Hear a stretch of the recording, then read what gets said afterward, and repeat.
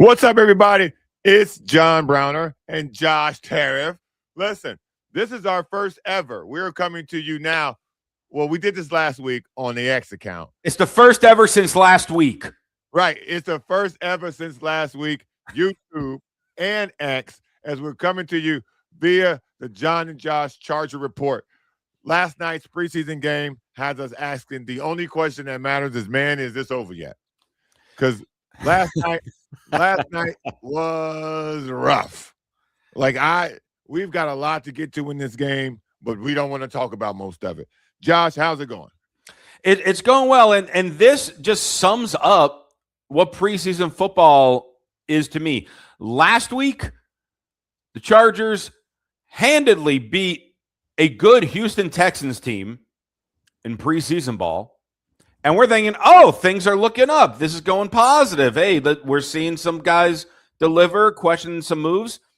And then last night, we get destroyed by the 49ers. And all of a sudden, we're like, oh, no. What's wrong? It's preseason. There are certainly some things to question about that you got to make sure you get ready in a couple weeks. But let's not overreact. It was an ass whipping. But let's not overreact to preseason ass whippings. I would say in this game, there was nothing really to talk about other than the unfortunate play of the special teams. There are two people who need to be called to the front of the class because you've got to explain yourself in film session. The first one is the special teams coach, but it's preseason, and I give the special teams coach the most grace because you probably got the most guys that you're working with all season because there are 90 guys on a roster right now. You got to cut that thing down to 53, and you got to see who can do what because guys are getting regular snaps, and their only real opportunity is through preseason. And they had 8 punts yesterday. And one of them in particular got returned. And I got to tell you, J.K. Scott, buddy, if you don't want to play football, don't. A large part of football, J.K. Scott, is tackling. It's literally half the game is tackling. And I get, buddy, you're a punter. You see people coming, at least dive at the legs. Nobody's asking. Get hurdled.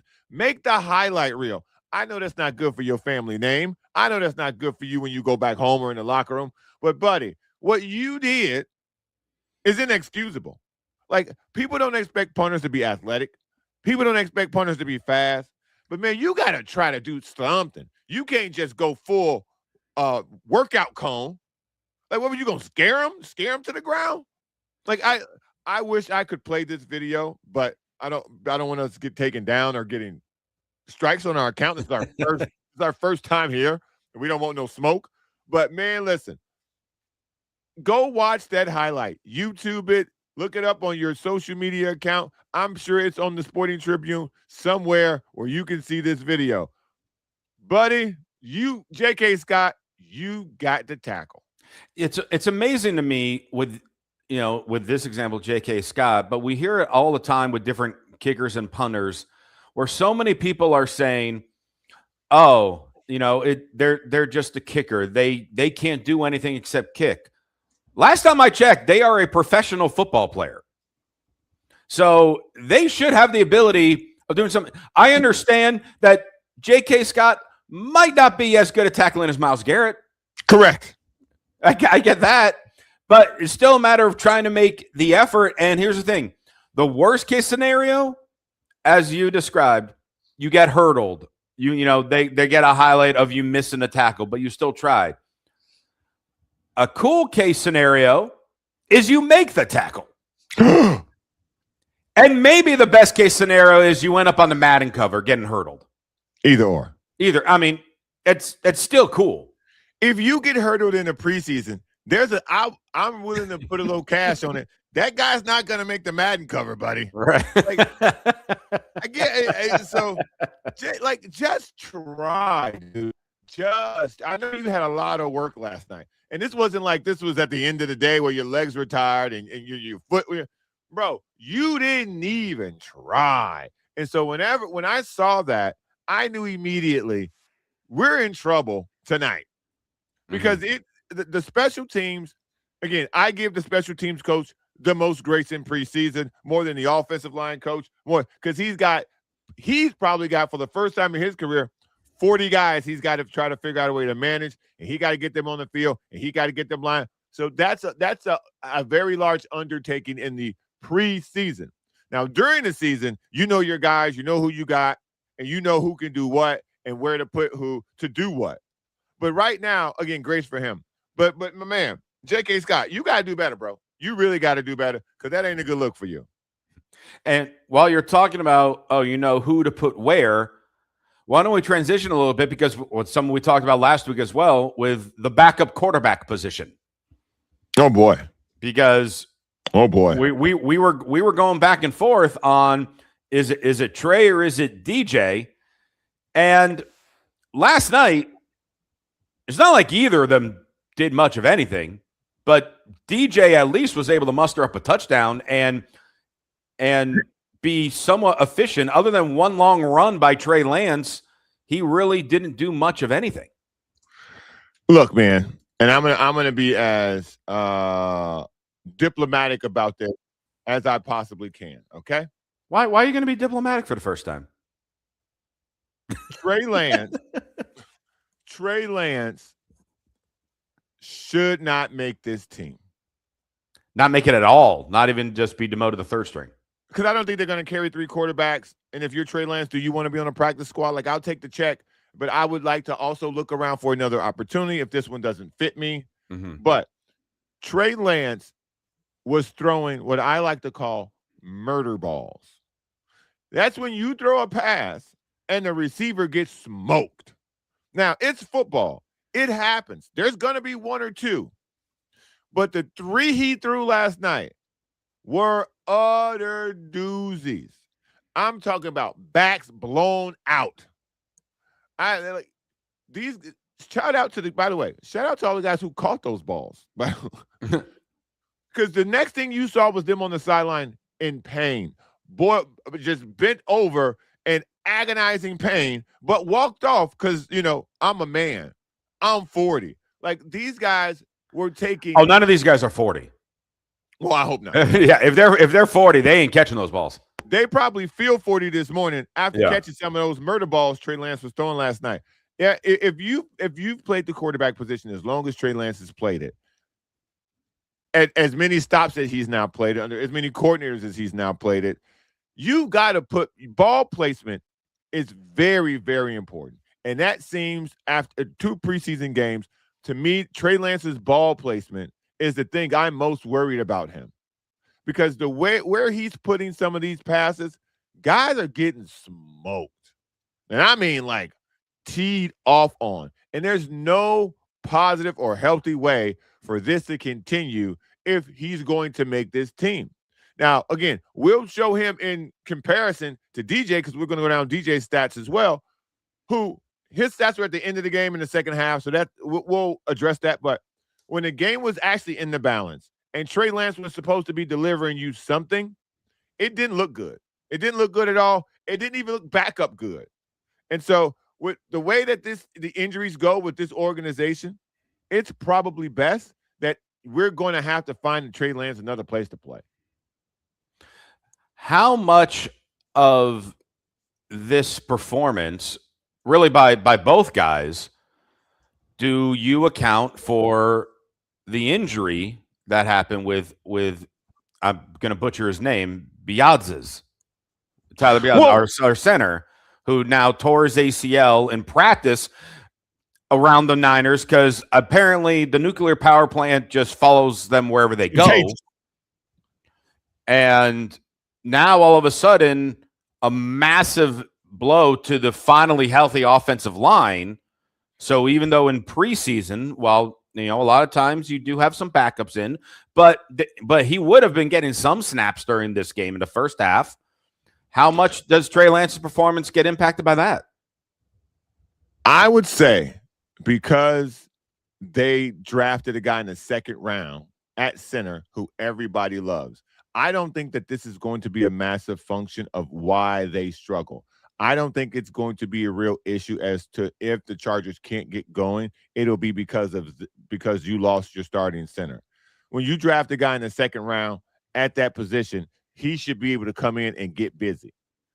At this particular level, with this coaching staff, I don't anticipate that. And by the way, your tackles are so good, which means your guards are probably going to be good. And so he'll have a lot of help as a rookie. I just didn't necessarily see this as a function that would take them down. I don't think Trey Lance's poor performance, it wasn't like he was running for his life. Like, again, I thought that the offense, they looked ready. Trey Lance looked like he understood where the ball was supposed to go. Where he put it is a completely different conversation. And so I hope for the next game we see more of DJ in the first half, but I think you're probably going to see Herbert for a couple of series last game. Notice we haven't talked about him because when he came in, that's like one of those, hey, guys, I'm here. I'm out. That's where you go, I'm present, so they can take roll call, and then you immediately roam the halls. Correct. It's when you report to work. So when I went to school in Chicago, if you show up for division, you basically get credit for the entire day. Now you could skip the rest of the classes. No, they're not gonna call your house. They only call your house when you miss division. Mm-hmm. That's homeroom, or however it's categorized where you went to school at. That was Justin Herbert yesterday. Hey man, hey, I'm here. Now I'm gonna go cut for the rest of the day. I'm gonna go walk around outside, and that's what happened. Deservedly so. We don't really need anything from Hampton right now. We don't need anything from Herbert right now. We don't need anything from the wide receivers. We don't need anything from Njoku. I thought that the guys that are playing now, these guys are auditioning for opportunities during the season. Yeah. And to me, outside of Trey Lance, everybody else did solid. Like the 49ers, you got to give the 49ers credit. The 49ers, their defense was fired up like they had power play charge. When you watch The Simpsons and Homer's leaving work and that little thing bounces, ding, ding, and it gets in his back? That's how the 49ers were playing last night. Juiced, bro. They were everywhere. They were tackling. It was a very difficult night for the run game, and then it didn't help when Trey Lance was throwing these murder balls and guys, they couldn't really move the football, whether it be the kick returns or just sheer lack of offense. It was a rough night for Trey Lance, but it didn't necessarily deter me from the skill positions and watching the offense. It almost makes me feel like, if we were doing like a Simpsons comparison, the 49ers, I feel like now I'm forgetting the guy's name. The janitor, Willie. Oh, I don't know the janitor. Like the Scottish incredibly jacked. Name. I think it's Willie. It might be. I think it's Willie, because whenever he's on, he seems to like take really bad falls and get hurt, and then somehow still is the strongest guy there. Yeah. And that's what the 49ers are. Yeah. And rips the shirt off, and he just has 8,000 abs. Yeah. And that, to me, is how the 49ers seem to be. Like, they're always hurt. They're always beat up. But somehow they find ways to produce and get points on the board. And now, hey, there's a thought that George Kittle being ahead of schedule, that maybe he could be ready by week 1. I don't know if you want to like force him to, travel on the other side of the planet all the way for week 1 coming off the Achilles. But they're finding ways to make sure that the NFC West does not forget about them.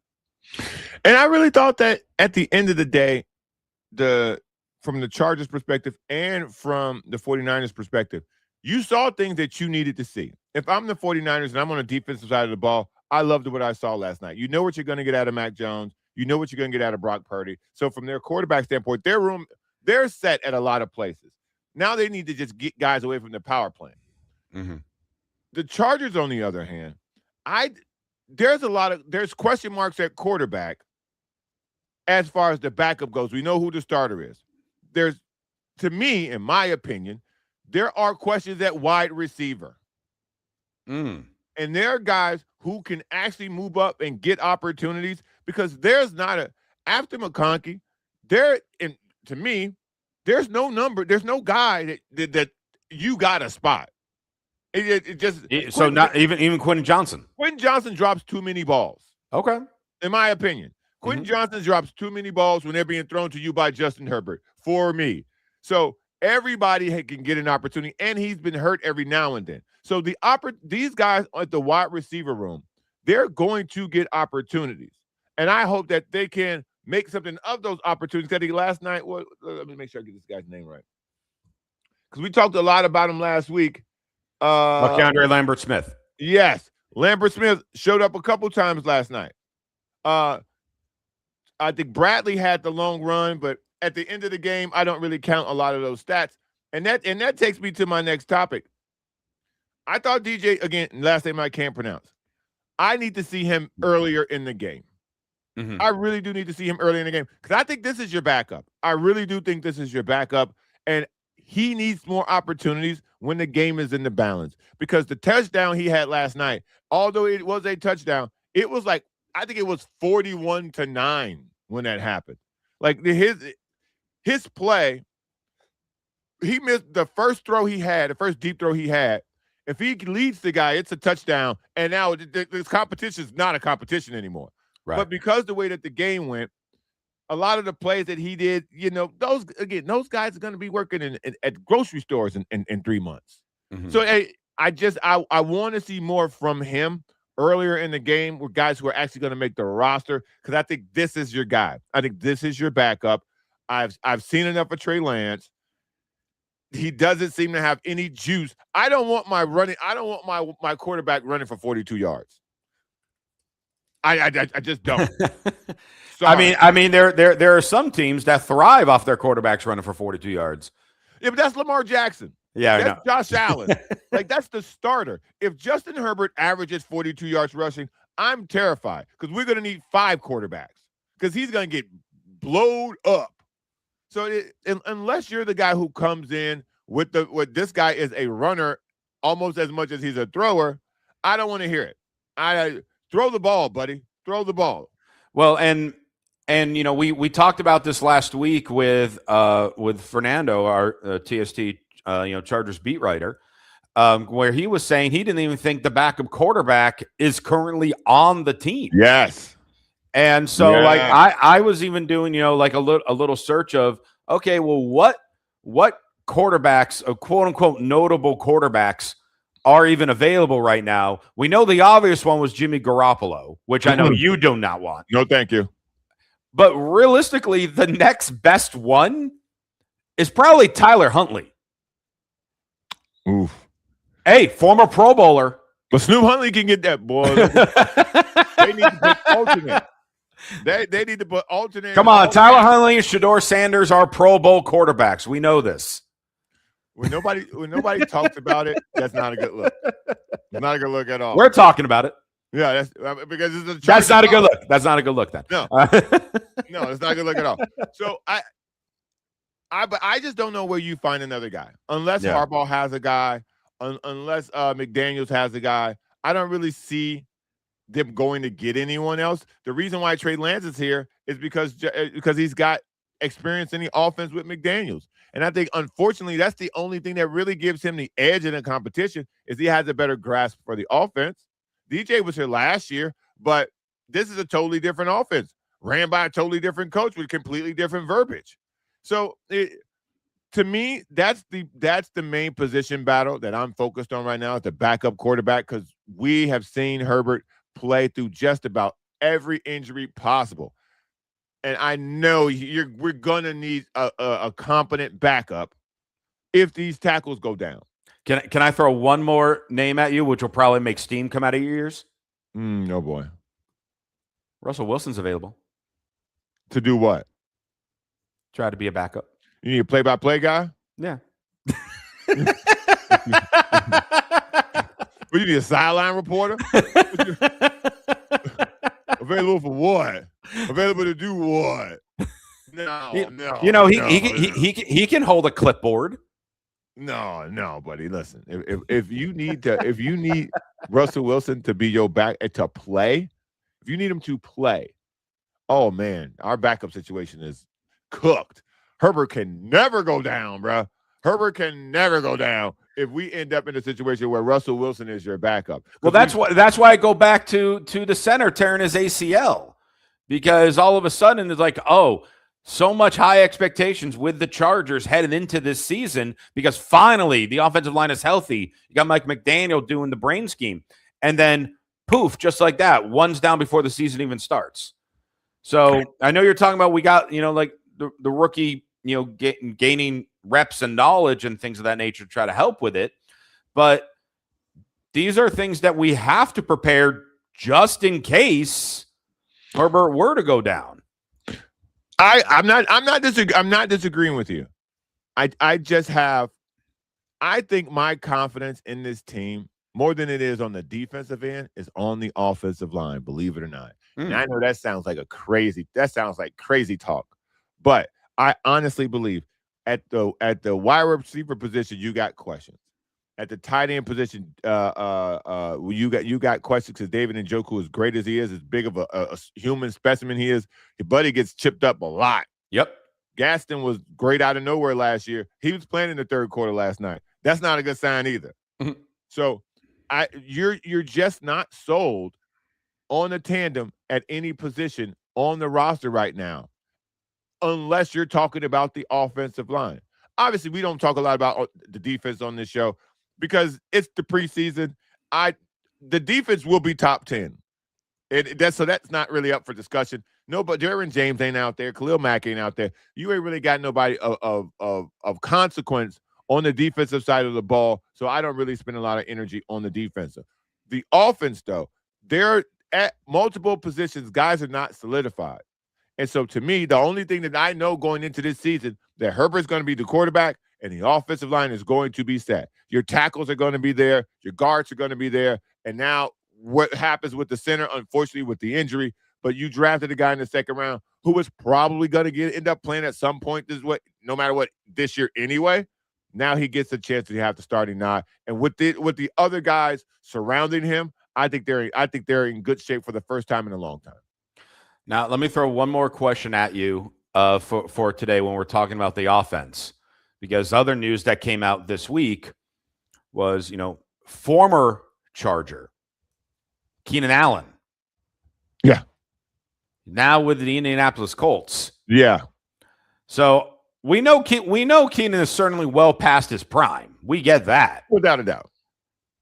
But with what you're talking about with, your questions that you have on the offensive side of the ball and who Herbert can throw the ball to. Correct.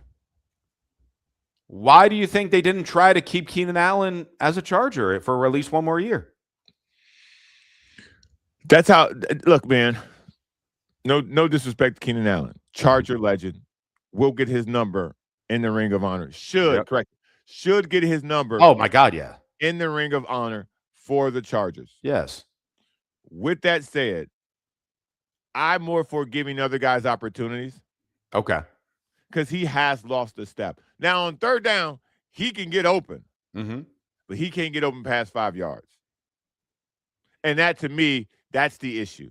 If Keenan Allen's production on this, if we had a bona fide number one, if we had Jamar Chase, mm-hmm.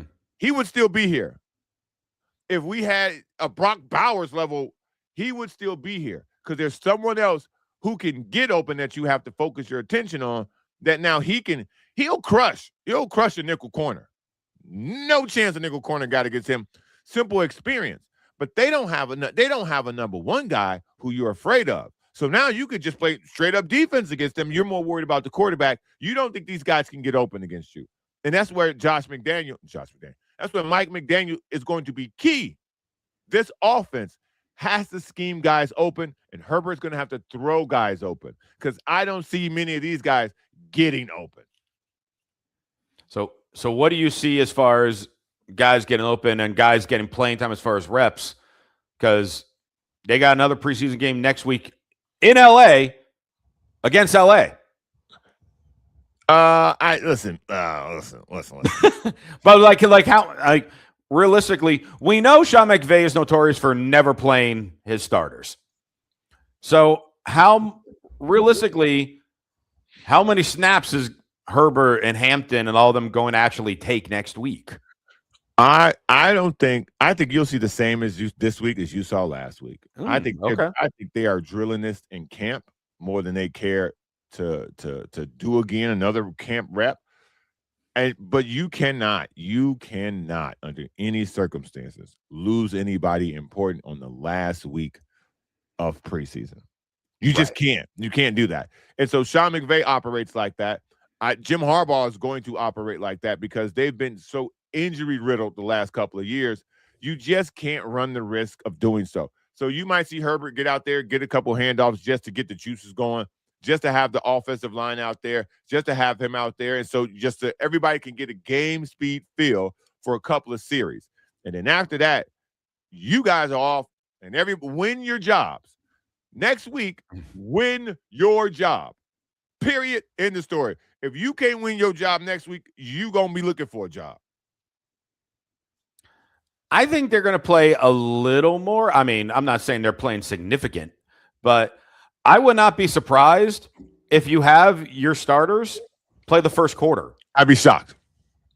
Unless they go on a long 10-minute drive, 7-minute drive, and Sure. then they just by coincidence the quarter ends and they're still out there. There's no way the offense goes past 2 series. I mean, with the way you're talking about with the receivers and all that, how many looks do they need besides obviously McConkey?